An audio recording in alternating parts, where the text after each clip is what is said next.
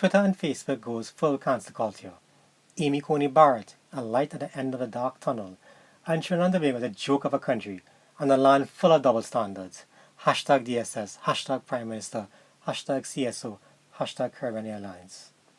Welcome back, folks, to episode 16 of Viewpoint, the Brian Heeraman podcast. It's great to have you all tuning in, new listeners, old listeners. You all know the routine by now, so be sure to check out this podcast on all major podcasting apps and share this podcast with your friends and family as well. I'm always told that Trinidadians like Bacchanal news, That's what we go for, Bacchanal. So I think in this podcast episode, I think I can get some Bacchanal news involved. I think I can get some of that going. But before we get into all those Bacchanal that's been taking place in Trinidad over the last week, allow me to take this opportunity to wish a good friend of mine, Avita, a happy 20th birthday. Strange enough, she's the only person who I know who has or who is celebrating her second 20th birthday. But hey, if she said 20th, 20th is 20th. Also, I want to take this opportunity to wish, or to let you guys know, that you guys should check out the Corey Shepherd Bar podcast. It's a great podcast. He has a lot of recently posted interviews. If you want my opinion on which interview to check out the interview with his dad. That's a really good one. I really enjoyed that interview with his dad. I think it's a very grassroots interview. I think you get a lot of knowledge as it relates to what's taking place in Calypso and in Soca. It's a lot to digest, but it's good listening. I think you guys should definitely check out that podcast. But now, on to the Bacchanal. Well, not quite yet. First, I need to explore and examine what's been taking place this last week as it relates to the U.S. Election campaign. As you all know, big things has been taking place, but I didn't get the opportunity to punch in to give my input on it. So now in this podcast, you guys are going to have to listen to that before we get to the Bacchanal in Trinidad and Tobago. Yep, tricky, but that's how it works. So, what's been taking place first? Hunter Biden, Joe Biden's son, he has basically made Joe Biden, he has shooted him into the spotlight, and not for good reasons too, because this is not something going to be in the spotlight about. Hunter Biden, it's been revealed via an expose done by the New York Post. Now, this has to go a lot more, but just bear with me right now as it relates. So I just want to explain what this whole Burisma thing is about with Hunter Biden. Hunter Biden, who has no experience in oil and gas and anything, or in anything for that matter, he has no experience. He was hired by a company called Burisma. Now, the reason why the Burisma executives hired Hunter Biden clearly was because they wanted Hunter Biden to get his dad to fire a prosecutor who was investigating Burisma for corruption, which actually did happen. Joe Biden was on video boasting and bragging about how he got the prosecutor from Ukraine fired because he said that it was either the Ukrainian government fired this prosecutor or they would not be given a $1 billion handout check. And lo and behold, the prosecutor was fired. Quid pro quo, you say? Clearly, because Hunter Biden was then paid a salary of over $50,000 a month to be on the Burisma board. And emails now recently shown by the New York Post purported to show that Joe Biden met with Burisma executives even though he once denied meeting with them. Now, I want to take this now as it relates to what's currently going on. Republican Senator Ted Cruz and Lindsey Graham said on Thursday that they are going to call the executives of Twitter and Facebook to testify. Now, not just the executive, the CEO to testify. And they are probably going to see subpoenas for them to come to the Senate Judiciary Committee. Now, why all this? Why go through all this? It's to get to the main issue that we want to deal with. What Twitter and Facebook had done this week. They basically used their social media platforms to censor reporting of critical information against Democrats, specifically Joe Biden. According to Senator Ted Cruz, this is election interfering, and we're just 19 days out from an election. There's no precedent in United States history for something like this. And the Senate Judiciary Committee wants to know why and what, to quote him, what the hell is going on.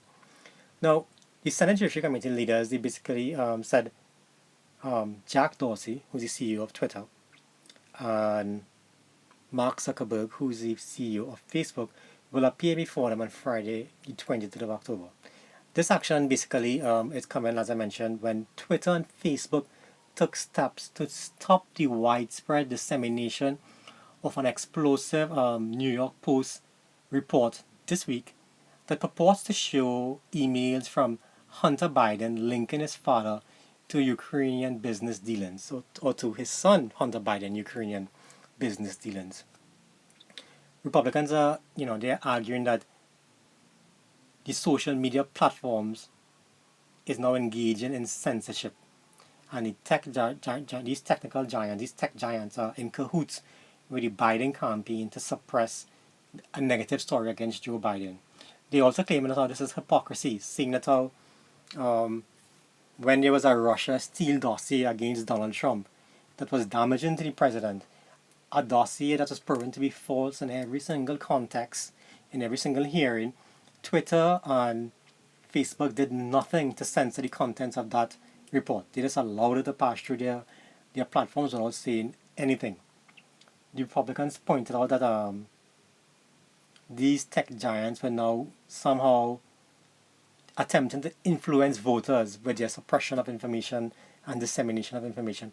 Now, folks, the New York Post is a mainstream, widely read newspaper. It's not as though it's some like the Onion or anything like that. It's a widely read newspaper, and their exposure was huge. Twitter and Facebook suppressed that information. They said it out for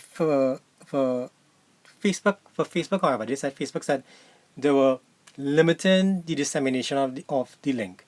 Twitter, in its entirety, refused to have the link be shared.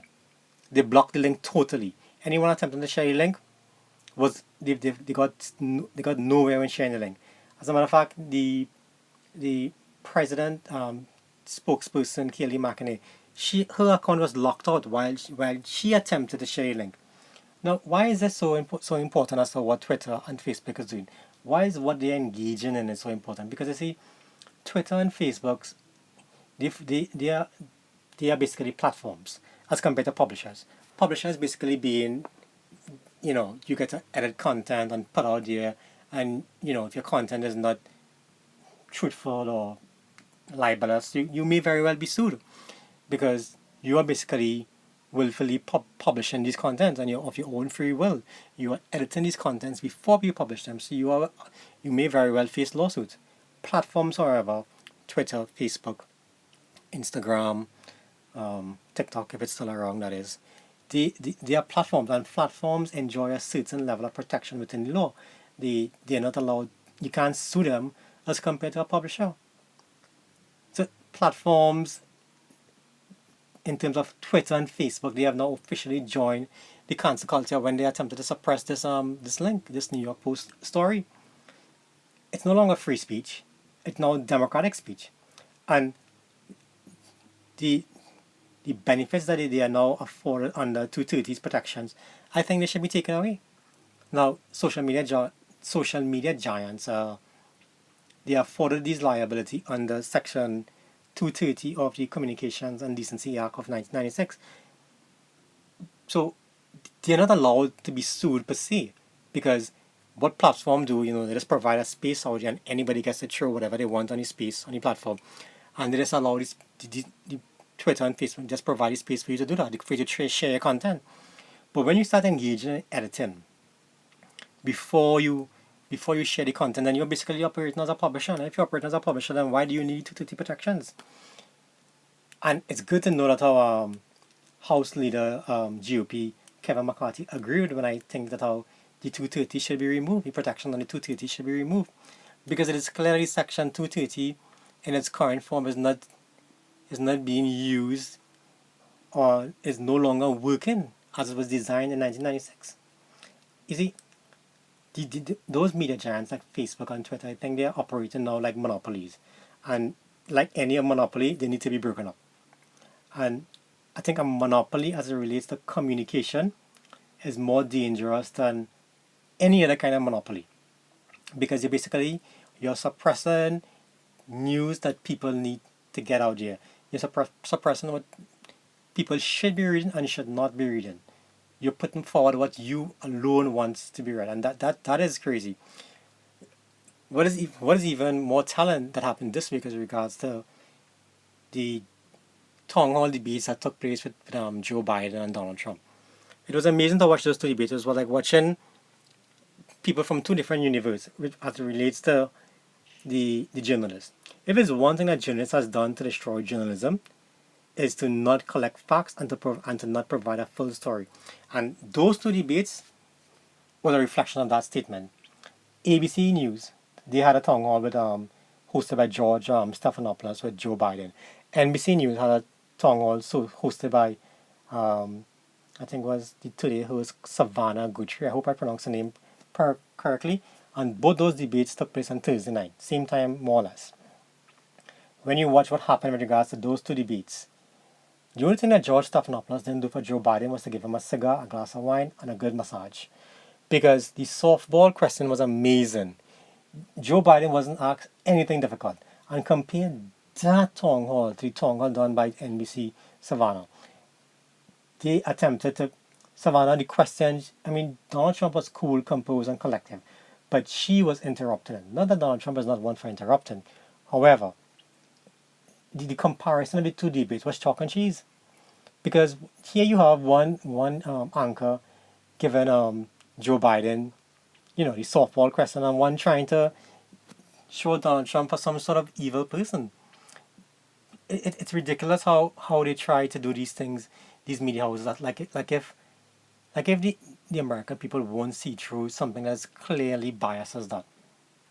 And when you think that how Twitter and Facebook attempted to suppress the New York Post story, it had the opposite effect. Because when everyone started to hear about this article as being suppressed, they wanted to know what it was about. And it started to be shared even more on other platforms, via email, via everything. So the butterfly effect took place. The article became more in demand and more popular. So it's ridiculous that Twitter and Facebook would put themselves in this position, but it seemed to be managed and dominated by Democrats and liberals only. And I'm not quite sure if Mark Zuckerberg or even Jack Dorsey has control of those organizations anymore to some extent, because I don't think they support suppressing information, but can they really stop it at this point in time? I don't know.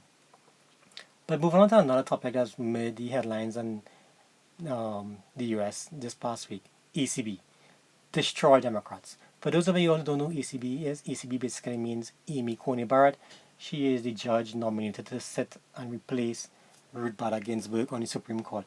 Now, Democrats attempted to ask this woman all manner of questions, and they could find nothing on her to make her look bad. I mean, as a matter of fact, Texas Senator, Republican Senator John Cornyn, he asked ECB, he said basically, us senators on this side and on the liberal side as well, they have researchers and books and notepads and all sorts of law books in front of them to ask her a question. And he asked her, what are you using to respond to our question? And she just raised up a notepad. Her notepad was blank. Blank. This woman is responding to all sorts of questions from the top of her head without even thinking. I mean, she is so brilliant.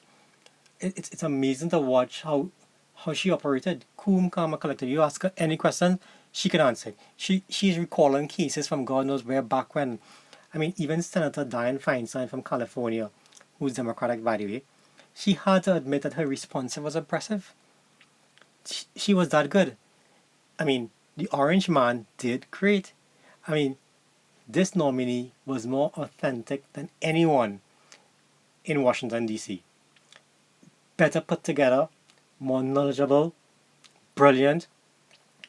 I can't think of anybody else who are fascinated by textualism and originalism would want to sit on the United States Supreme Court. She knows exactly what needs to be done, and I personally believe that she's going to make an excellent judge on the United States Supreme Court. Okay, so you've enjoyed me for my American political explanation. So now let's get on to what everybody wants to hear about Bacchanal news in Trinidad. In a country where everything, if it's not a joke, it's a serious double standard. Double standard that is. I think that should be the theme for tonight. If it's not a joke, it's a double standard. That's what it is. Yeah. And let's start off with I've read Sean O'Brien, Chief Statistician of the Central Statistical Office, the CSO, is now saying that the CSO is not fulfilling its mandate. Like, wow, where have you heard that before? That the CSA has now become a complete waste of time. Only on the Brian Heeraman podcast you would have heard that before, because I have said on multiple times that the CSO is a complete joke. It's a waste of time. I mean, can anyone tell the population of Trinidad and Tobago the real unemployment rate at the end of September 2020? Anyone? Central Bank, CSO, Ministry of Planning, Ministry of Labour, anyone can tell us that? Central Bank didn't even put it out before the election. They sure said I'm not going to put it out now. CSO, their information is always lagging, and I can't even see when last they have done any research gathering. Why is it so difficult for us to give out these simple data? I don't know. But I'm sure now they're going to be running to do some sort of statistical housing census. In any case, even when they do the housing census, that information is always lagging. It's going to if they do the housing census now, the information is going to come, the data is going to come within a year. How reliable is that data going to be? It's not going to be used. It's not going to be reliable for unemployment data. It's probably going to be reliable for other things, but not for the anyhow. The short run, CS is a joke, and you've heard it first on the Brian Heeraman podcast. Moving on to something else now. The DSS. Oh my God, the DSS. The drug susu. I saw today that they have now they were now opening a branch in Tobago, and there was a long line of dozens of people attempting to join before everyone's favorite party pooper, the commissioner of some police officers, stopped the registration in Trinidad and Tobago. Oh, sorry, stopped the registration in Tobago. Now, you know all know why I call him the commissioner of some police officers, because he's not the commissioner of all police officers, because all police officers don't listen to him when he gives down his mighty people's resolution from his air-conditioned office in Port of Spain. They don't care about Commissioner Griffith. He can talk as much as he wants. Survival, and something that I've learned recently. We living in a bubble, you think you out with all the qualifications and you know everything. Out there survival, and people are doing what it takes to survive. So apparently Gary Griffith got notification via some video on social media. I believe it was social media, and he saw these long lines in the DSS in Tobago, and he ordered that it shut down. And he was saying that they were using the health ordinance as it relates to gathering.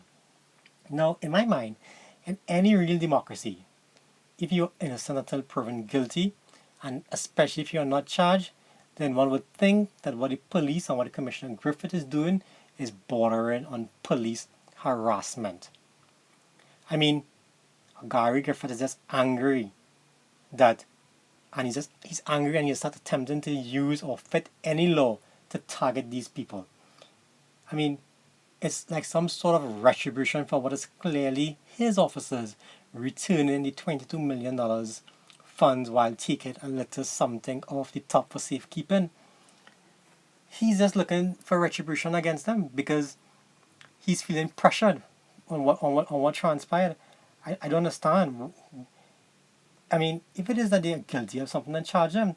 And all this is going on in the heels of the Prime Minister, who is behaving like some sort of medieval dictator, alleging that the DSS is not a susu. He basically said, so because the guy who is running the susu is some army officer, that is not a susu. So the guy can't run a susu and be army officer? No, I am not alluding to guilt or innocence in any regard. But the fact that no one has been charged states something in itself. The laws may permit what's going on. You shouldn't be angry with the guy for doing what's within the law.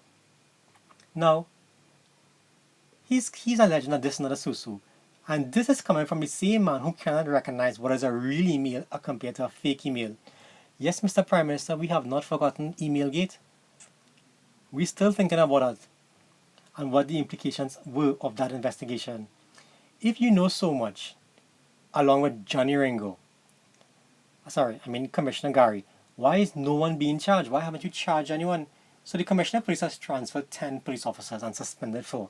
And I do hope they have suspended them at full pay, because God knows when they go to court and they win their case, which is very likely, we're going to have the taxpayers are going to have to pay and foot another huge bill from inception of suspension.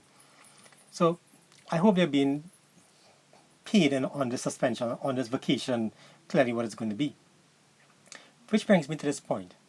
And I believe that when officers are wrong, when they operate outside of the law, then they should face their own charges, and their own dime should be up.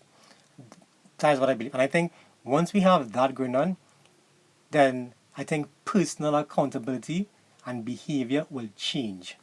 I mean, why should the taxpayers bear the brunt of actions of a few officers who are only operating outside the norms of the police, but may very well be willfully negligent?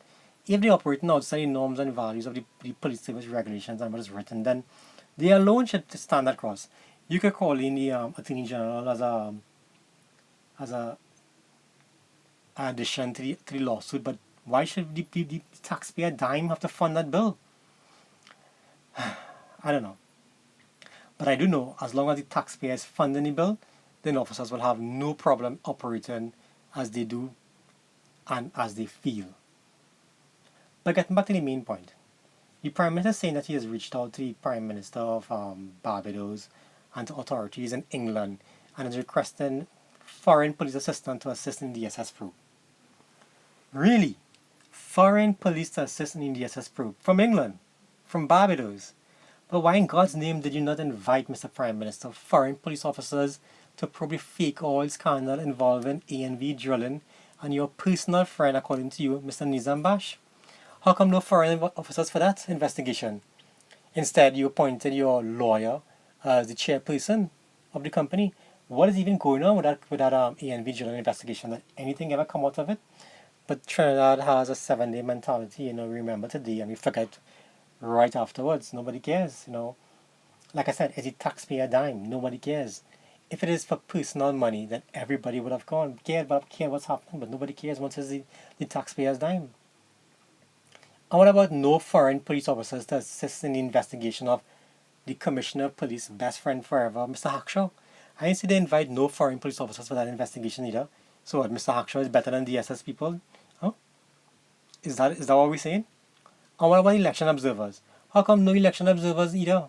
How come we invite none of them? The double standards in this country, folks, the double standards. And it's not even funny anymore. But we laugh and we move on.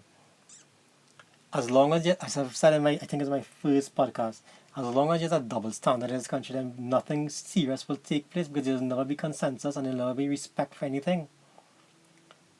But the Prime Minister continues on another rant. This time, he attacks a British Member of Parliament, Mr. Steve Baker, for raising the concerns of Trinidadians in the English Parliament. They are citizens who are stranded in England, and they're seeking permission to come home. Some of them are not even getting a response from the Ministry of National Security, and Mr. Baker made a simple plea for compassion on behalf of his constituents to have the British government contact counterparts in Trinidad to have the situation addressed. I see nothing wrong with that. I see nothing wrong with contacting Trinidad and Tobago and asking. You're just concerned. People cash are being burned. Remember, this is citizens of Trinidad and Tobago trapped outside here, bordering on poverty. The standards of living, the cost of items is not the same. But boy, who tells Baker to do that? Because that only brought back the raging Bill and Rowley. Rowley turned his guns on the MP and he told him, why don't Mr. Baker help Trinidad and Tobago get back funds taken from a Queen's Council? He goes on to ask Mr. Baker to spend his time assisting Trinidad and Tobago and getting the cash taken away from this country. Mr. Baker, being a gentleman on English basin, his only response was, God bless you. Never would he have thought a simple call for compassion would cause so much of an uproar. Never would he have thought. Well, I wouldn't have thought that. To me, when I watched the what was going on in the English Parliament, when he was asking for the minister called the counterpart in Trinidad and Tobago. I saw nothing wrong with it. It was a simple, was nothing to make anybody look bad or anything like that. Folks, I'm beginning to wonder, is it that no one can express an opinion that is contrary to this Prime Minister without the Prime Minister going all raging bull on us? I mean, do you not see the similarities in attitude between the Prime Minister and the Commissioner of Police and even other members of Cabinet and government when you don't conform to the herd mentality? AKA Carl and Bert, how angry they get? Huh? This is not a joke, folks. This is a serious erosion in the early stages of freedom of speech. I mean, one should be able to say something and not have to worry about someone not agreeing with what we said or what you said. But let's talk about the debate, the budget debate, and what transpired. Something else I noticed. Now, the Prime Minister seems to have a problem as it relates to the truth. Because when I first heard about this story, I wrote it down, and I saw the entire episode and what took place in Parliament. But then I saw Anna Roberts got onto the video, and he did a video about it before I could record this episode. So it kind of bummed me out a little bit. But nonetheless, I'm gonna talk about it still. As I've said before, Rowley has a special bond as it relates to an affection with Maduro in Venezuela. I mean, all freedom-loving nations of this world understand that the evil that is Maduro, but Rowley seems to be ready to risk everything, including your future and my future, in defending what is a power-hungry megalomaniac in Maduro. Imagine this Prime Minister would go to your parliament, the People's Parliament, and talk untruths as if there's no means to fact check him. The Prime Minister is now claiming that England is now recognizing Maduro regime owing to a decision handed out by the Supreme Court of England. First of all, those are not accurate description of what transpired in the courts of England. That's the first thing first. Now, for those of you who don't know, in summary, the English judicial system is made up of. It starts with the Magistrate Court, Crown Court, High Court, Court of Appeal, and UK Supreme Court. But of course, the High Court of England was where this entire episode that Rowley is now alluding to transpired, not the Supreme Court. So the High Court made a ruling that Juan Guaido, the president of Venezuela, and he is now in control of some gold held in an English bank.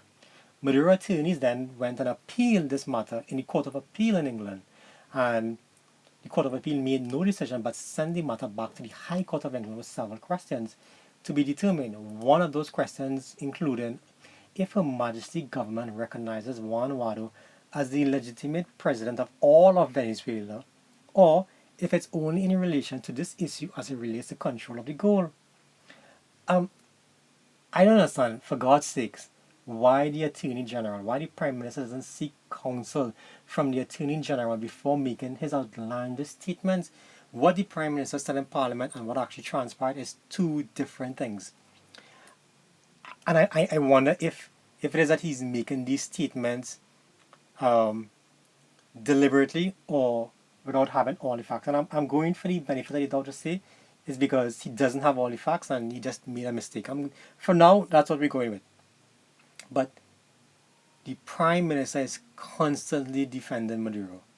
And the most recent falsehood coming out from the Maduro regime is as it relates to this Nabarima Venezuelan flag oil tanker left at sea in the Gulf of Paria for over 1 year with how many odd million barrels of oil. And according to the Maduro regime, it poses no risk of sinking or no threat of sinking. But then come Gary Aboud, and I saw this video from Gary Aboud where he's showing that the ship was tilting between some 20 to 25 degrees, and the only reason why the vessel has not tilted is because the anchor chains are being used as support. Now, if one were to ask me an environmental catastrophe on our doorsteps, that is it. And yet the government of Venezuela refuses to admit the truth, and the government of Trinidad and Tobago refuses to call on the Maduro regime to account for this mishap. But I ain't hearing about the environmentalists besides Gary Aboud, Fisherman, and Friends of the Sea. I ain't hearing from Wayne Kublal Singh, all these other people who like to talk about this, the earth and, climate change and all that stuff. And you ain't hearing from none of them. I'm not hearing from any one of them. God help us if that ship would just sink or capsize. Because I can only imagine the impact on the fisher folk. That's going to be a catastrophe, and that's going to be an environmental nightmare. And as I've said before, sorry, if the economy crashing doesn't break this country, then this government fascination with Maduro will. And I'm pretty sure about that. But in closing, it would be remiss of me if I don't mention the 57% pay cut for car pilots and the decision of government, in my opinion, to refuse to even take a pay cut as it relates to if it's just for good optics. I mean, how would you feel flying in an aircraft where the pilot is demotivated, a 57 pay cut? Why are you flying for? Who could survive on a salary that's been cut over half? And some of you are probably thinking, well, the airline failing, so they have no choice. Okay, if that's what those of you are saying that, I hope when it comes knocking for your cut, I hope your tune don't change. But I dare say that this is not the end.